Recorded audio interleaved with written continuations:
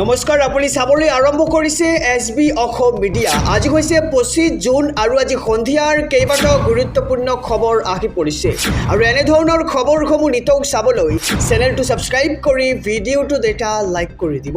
এই মুহূৰ্তত জনাইছোঁ আজি সন্ধিয়াৰ প্ৰথমটো ব্ৰেকিং নিউজ।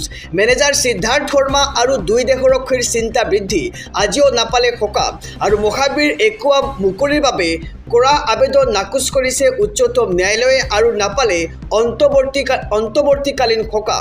জনাইছে এটি ব্ৰেকিং নিউজ। ডাঙৰ খবৰ, আদালতত আজিও নিৰাশ হৈ পৰিছে মেনেজাৰ সিদ্ধাৰ্থ শৰ্মা, নাপালে অন্তৱৰ্তীকালীন সকাহ আৰু মহাবীৰ একুৱা মুকলিৰ বাবে কৰা আবেদন উচ্চ ন্যায়ালয়ত নাকচ কৰা হৈছে আজিৰ দিনটোত আৰু জব্দকৃত বেংক একাউণ্ট মুকলিৰ শুনানি অহা 24 জুলাইত প্ৰস্তাৱ গ্ৰহণ কৰা হ'ব আৰু আদালতত বাঢ়িল এইবাৰ জুবিন গাৰ্গৰ দুই দেশৰক্ষীৰ চিন্তা, নাপালে সকাহ আৰু CMছৰ স্পেচিয়েল ভিজিলেন্স সেলে ৰুজু কৰা আয় বহিৰ্ভূত সম্পত্তিৰ গোচৰৰ জামিন শুনানি আৰু অধিবক্তাই বিচাৰিলে অতিৰিক্ত সময় 23 জুলাইত আদালতত হ'ব শুনানি, লগতে গঠন হ'ব চাৰ্জ ফ্ৰেম আৰু আদালতত আজিও নিৰাশ হৈ পৰিছে মেনেজাৰ সিদ্ধাৰ্থ শৰ্মা, নাপালে অন্তৱৰ্তীকালীন সকাহ আৰু মহাবীৰ একুৱা মুকলিৰ বাবে কৰা আবেদন উচ্চ ন্যায়ালয়ত নাকচ কৰা হৈছে আৰু জব্দকৃত বেংক একাউণ্ট মুকলিৰ শুনানি অহা 24 জুলাইত। সমগ্ৰ ৰাজ্যবাসীক জনাইছোঁ সন্ধিয়াৰ আৰু এটি ব্ৰেকিং নিউজ। ডাঙৰ খবৰ, মাত্ৰ 39 ছেকেণ্ড আৰু দুটাকৈ প্ৰবল ভূমিকম্পই জোকাৰি গৈছে সমগ্ৰ দেশ। তাজপাতৰ দৰে খহিল বৃহৎ অট্টালিকা আৰু ৰিক্টাৰ স্কেলত ক্ৰমে 7.2 আৰু 7.6 প্ৰাবল্যৰ ভূমিকম্পৰ জোকাৰণি অনুভূত হৈছে আৰু বিগত 100 বছৰৰ ভিতৰত অন্যতম শক্তিশালী হৈছে আজিৰ এই ভূমিকম্প আৰু দুটাকৈ বিধ্বংসী ভূমিকম্পত এইবাৰ ভেনিজুৱেলাত ধ্বংসলীলাৰ সৃষ্টি হৈছে। জনাইছোঁ এটি ব্ৰেকিং নিউজ। ডাঙৰ খবৰ, মাত্ৰ 39 ছেকেণ্ডৰ ব্যৱধানত আহিল দুটাকৈ ডাঙৰ ভূমিকম্প। মুহূৰ্ততে তাজপাতৰ দৰে খহিল বৃহৎ অট্টালিকা। দুটাকৈ বিধ্বংসী ভূমিকম্পত ভেনিজুৱেলাত ধ্বংসলীলাৰ সৃষ্টি হৈছে। বিগত 100 বছৰৰ ভিতৰত অন্যতম শক্তিশালী হৈছে আজিৰ এই ভূমিকম্প আৰু ৰিক্টাৰ স্কেলত ক্ৰমে 7.2 আৰু 7.6 প্ৰাবল্যৰ ভূমিকম্পৰ জোকাৰণি অনুভূত হৈছে আৰু স্থানীয় সময় অনুসৰি বিয়লি 6:04 লগতে 6:04 অনুভূত হৈছে প্ৰথমটো জোকাৰণি আৰু প্ৰথমটো ভূমিকম্পই জোকাৰি গ'ল দেশখনৰ কেৰিবিয়ান উপকূল আৰু দেশখনৰ কাৰাকাছ নামৰ চহৰখনত ধ্বংসলীলা ভূমিকম্পৰ ফলত, লগতে ভূমিকম্পত বিমানবন্দৰকে ধৰি ওখ অট্টালিকাসমূহৰ বিস্তৰ ক্ষতিসাধন হৈছে। জনাইছোঁ আমি ব্ৰেকিং নিউজ। ভেনিজুৱেলাৰ ভাৰপ্ৰাপ্ত ৰাষ্ট্ৰপতি ডেলচি ৰড্ৰিগেজৰ জৰুৰীকালীন অৱস্থা ঘোষণা আৰু যোগাযোগ ব্যৱস্থা সম্পূৰ্ণৰূপে বিধ্বস্ত হৈ পৰিছে ভূমিকম্পৰ পিছতেই আৰু এই পৰ্যন্ত জানিব পৰা হোৱা নাই শতাহত লোকৰ সঠিক সংখ্যা। আমি পুনৰবাৰ জনাইছোঁ এই খবৰ। নিম্নমানৰ নিৰ্মাণে সহিব নোৱাৰিলে বৰ ভূমিকম্পই 10,000 লোকৰ মৃত্যুৰ খবৰ এই মুহূৰ্তত লাভ কৰা হৈছে আৰু শতিকাৰ আটাইতকৈ সংহাৰী ভূমিকম্পত শেষ হৈ গ'ল দেশ আৰু ধ্বংসস্তূপত সহায় বিচাৰি কিৰিলি এইবাৰ হাজাৰ লোকৰ। ভূমিকম্পত ভেনিজুৱেলাৰ 10,000 লোকৰ মৃত্যুৰ খবৰ আহিছে আৰু সময়ত এই সংখ্যা বাঢ়িব পাৰে আৰু হাজাৰ লোকৰ নাই এতিয়ালৈকে কোনো সন্ধান। মৃতকৰ সংখ্যা 1 লাখ অতিক্ৰম কৰিব পাৰে বুলি সন্দেহ এইবাৰ চৰকাৰৰ। সংহাৰী ভূমিকম্পৰ পাছত 20টাকৈ নতুন ভূমিকম্প আৰু অন্য দেশৰ পৰা সহায় বিচাৰিছে ভেনিজুৱেলাৰ ৰাষ্ট্ৰপতি ডেলচি আৰু চকুৰ সন্মুখতে হাজাৰ অট্টালিকা শেষ হৈ গৈছে। তাজপাতৰ দৰে হৈ পৰিছে ওখ অট্টালিকাসমূহ আৰু ভেনিজুৱেলাৰ ৰাজধানী কাৰাকাছ এই মুহূৰ্তত ধ্বংস হৈ পৰিছে আৰু উদ্ধাৰকাৰী দলে উদ্ধাৰ কাৰ্যত খাইছে হাবাথুৰি। ধ্বংসস্তূপৰ পৰা দমে ওলাইছে মৃতদেহ আৰু নিম্নমানৰ নিৰ্মাণে বিপদ মাতিলে এইবাৰ দেশখনলৈ। অট্টালিকাসমূহৰ ইমানেই নিম্নমানৰ আছিল যে সহ্য কৰিব নোৱাৰিলে সেই ভূমিকম্প আৰু 7.5 ৰিক্টাৰ স্কেলত ভূমিকম্প সহিব পৰাকৈ কৰা হোৱা নাছিল নিৰ্মাণ। মৃতদেহ ৰাখিবলৈ ঠাই নাইকিয়া হৈছে এইবাৰ দেশৰ হাস্পাতালসমূহত আৰু ভেনিজুৱেলাত এইবাৰ ইমাৰ্জেঞ্চি ঘোষণা কৰা হৈছে। 7.5 ৰিক্টাৰ স্কেলত প্ৰথমটো ভূমিকম্পৰ পাছতেই আফটাৰ হৈ পৰিছে শ্বক আৰু 40 ছেকেণ্ডৰ ব্যৱধানত 7.2 ৰিক্টাৰ স্কেলৰ আন এক ভূমিকম্পৰ জোকাৰণি অনুভূত হৈছে। সমগ্ৰ ৰাজ্যবাসীক জনাইছোঁ সন্ধিয়াৰ আৰু এটি ব্ৰেকিং নিউজ ডাঙৰ খবৰ। মহৰমৰ পূৰ্বে এইবাৰ প্ৰশাসনৰ কঠোৰ নিৰ্দেশনা জাৰি কৰা হৈছে 163 ধাৰা আৰু ভুল কৰিলে হাৰি যাব নোৱাৰিব কোনো দোষী। জনাইছোঁ এটি ব্ৰেকিং নিউজ ডাঙৰ খবৰ। মহৰমৰ পূৰ্বে প্ৰশাসনৰ কঠোৰ নিষেধাজ্ঞা আমি দেখিবলৈ পাইছোঁ। সামান্য ভুল কৰিলে হ'ব আপোনাৰ বিপদ। বলবৎ ভাৰতীয় নাগৰিক সুৰক্ষা সংহিতাৰ 163 ধাৰা আৰু 26 জুনৰ পৰা বৰপেটাত কঠোৰ নিৰ্দেশ জাৰি কৰা হৈছে।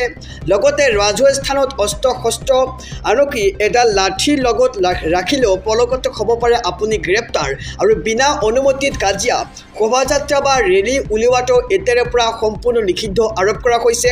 আৰু উচতনিমূলক ভাষণ বা পোষ্টাৰ মাৰিলে মুহূৰ্ততে আপোনাক কৰায়ত্ব কৰিব আৰক্ষীয়ে আৰু প্ৰশাসনৰ অনুমতি অবিহনে জিলাখনত বাজিব নোৱাৰিব কোনো ধৰণৰ লাউডস্পীকাৰ। শোভাযাত্ৰাৰ পথত পতাকা বা বিস্ফোৰক সামগ্ৰী কঢ়িয়াই নিয়াৰ ওপৰত তীব্ৰ নিষেধাজ্ঞা আৰোপ কৰা হৈছে আৰু নিয়ম উলংঘা কৰাৰ দুঃসাহস আপুনি নকৰিব। যদিহে আপুনি এইসমূহ কৰে তেন্তে বিপদত পৰিব পাৰে আপুনিও। বৰপেটাবাসীলৈ জিলা প্ৰশাসনৰ এই কঠোৰ নিৰ্দেশনা। সমগ্ৰ ৰাজ্যবাসীক জনাইছোঁ সন্ধিয়াৰ আৰু এটি ব্ৰেকিং নিউজ ডাঙৰ খবৰ। কি হৈছে চুবুৰীয়া ম্যানমাৰত 153 শিশুসহ 702 নাগৰিকক নৃশংস হত্যা কৰা হৈছে আৰু ম্যানমাৰত জনতা বাহিনীৰ নৃশংসতাই জোকাৰিছে এতিয়া সমগ্ৰ বিশ্ব। 224গৰাকী মহিলাসহ 153 শিশুক নৃশংস হত্যা কৰা হৈছে আৰু বিগত 6টা মাহত 702গৰাকী নাগৰিকক এতিয়া নিৰ্মম হত্যাৰ খবৰ জোকাৰিছে সমগ্ৰ ৰাজ্যজুৰি। জনাইছোঁ ব্ৰেকিং নিউজ ডাঙৰ খবৰ। গৃহযুদ্ধত বিধ্বস্ত হৈ পৰিছে চুবুৰীয়া ৰাষ্ট্ৰ ম্যানমাৰ আৰু ম্যানমাৰত প্ৰতিদিনে বৃদ্ধি পাইছে বিভীষিকাময় পৰিস্থিতি আৰু সাধাৰণ নিৰ্বাচনৰ পাছতে ম্যানমাৰত হিংসা আৰু হত্যালীলাৰ ঘটনাই জোকাৰিছে দেশজুৰি। বিগত 6টা মাহত 702গৰাকী নাগৰিকক নিৰ্মম হত্যা কৰা হৈছে আৰু 224গৰাকী মহিলাসহ 153 শিশুক নৃশংস হত্যা কৰা হৈছে আৰু ম্যানমাৰত জনতা বাহিনীৰ নৃশংসতাই জোকাৰিছে এতিয়া সমগ্ৰ বিশ্ব। প্ৰাণৰ মমতাত ম্যানমাৰ এৰি পলাইছে ৰোহিংগিয়া শৰণাৰ্থীসকল আৰু ৰোহিংগিয়াৰ শিবিৰত আক্ৰমণ কৰিছে জনতা বাহিনীয়ে। গৃহযুদ্ধত বিধ্বস্ত চুবুৰীয়া ৰাষ্ট্ৰ ম্যানমাৰ আৰু ম্যানমাৰত প্ৰতিদিনে বৃদ্ধি পাইছে বিভীষিকাময় পৰিস্থিতি। সাধাৰণ নিৰ্বাচনৰ পাছতেই ম্যানমাৰত এতিয়া হিংসা আৰু হত্যালীলাই দেখিবলৈ পোৱা গৈছে। বিগত 6টা মাহত 702গৰাকী নাগৰিকক নিৰ্মম হত্যা কৰা হৈছে আৰু 224গৰাকী মহিলাসহ 153 শিশুক নৃশংস হত্যা কৰা হৈছে ম্যানমাৰত আৰু ম্যানমাৰত জনতা বাহিনীৰ নৃশংসতাই এতিয়া জোকাৰিছে সমগ্ৰ বিশ্ব। সমগ্ৰ ৰাজ্যবাসীক জনাইছোঁ আৰু এটি ব্ৰেকিং নিউজ ডাঙৰ খবৰ। সুলভ মূল্যৰ চাউল যোগানৰ নিয়ম সলনি। 35 কিলোকৈ নাপাব চাউল আৰু অন্তোদয়া আঁচনিৰ নিয়ম সাল সলনি কৰা হৈছে।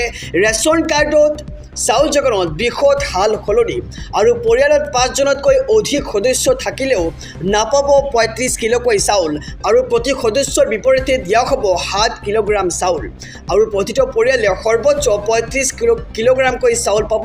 35 কিলোগ্ৰামৰ ওপৰত নাপাব এতিয়াৰ পৰা চাউল। এই মুহূৰ্তৰ খবৰ জনাইছোঁ এতিয়া ব্ৰেকিং নিউজ। অন্তোদয়া আঁচনিৰ নিয়ম সাল সলনি কৰা হৈছে। ৰেচন কাৰ্ডৰ চাউল যোগানত বৃহৎ সাল সলনি। পৰিয়ালত 5জনতকৈ অধিক সদস্য থাকিলেও নাপাব 35 কিলো চাউল আৰু প্ৰতি সদস্যৰ বিপৰীতে দিয়া হ'ব এতিয়াৰে পৰা 7 কিলোগ্ৰাম চাউল আৰু পূৰ্বে 5জনতকৈ কম সদস্য থাকিলেও পাইছিল 35 কিলো চাউল, কিন্তু এতিয়াৰে পৰা প্ৰতিটো পৰিয়ালে লাভ নকৰিব 35 কিলোকৈ চাউল আৰু অন্তোদয়া অন্ন যোজনাৰ নিয়ম এই মুহূৰ্তত সাল সলনি কৰা হৈছে।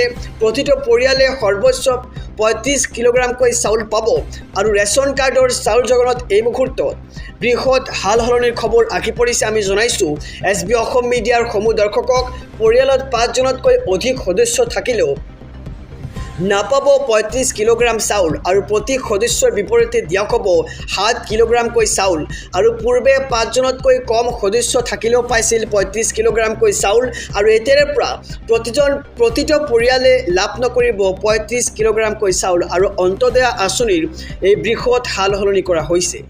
সমগ্ৰ ৰাজ্যবাসীক জনাইছোঁ আৰু এটি ব্ৰেকিং নিউজ ডাঙৰ খবৰ। ৰাজ্যবাসীৰ বাবে এটি ভাল খবৰ। জিলাই জিলাই মুকলি কৰা হৈছে চৰকাৰী চাকৰিৰ বিজ্ঞাপন আৰু অন্তিম তাৰিখ হৈছে 10 জুলাই। আপুনি ক'ত কিদৰে আৰু কেতিয়া আবেদন কৰিব লাগিব আমি জনাইছোঁ সবিস্তাৰে খবৰ। ৰাজ্যৰ লাখ লাখ নিবনুৱা যুৱক যুৱতীৰ বাবে আহি পৰিছে ভাল খবৰ। জিলাই জিলাই ওলাইছে চৰকাৰী চাকৰিৰ বিজ্ঞাপন আৰু প্ৰতিখন জিলাৰ বাবে ওলাইছে পৃথকে পৃথকে চৰকাৰী পদ।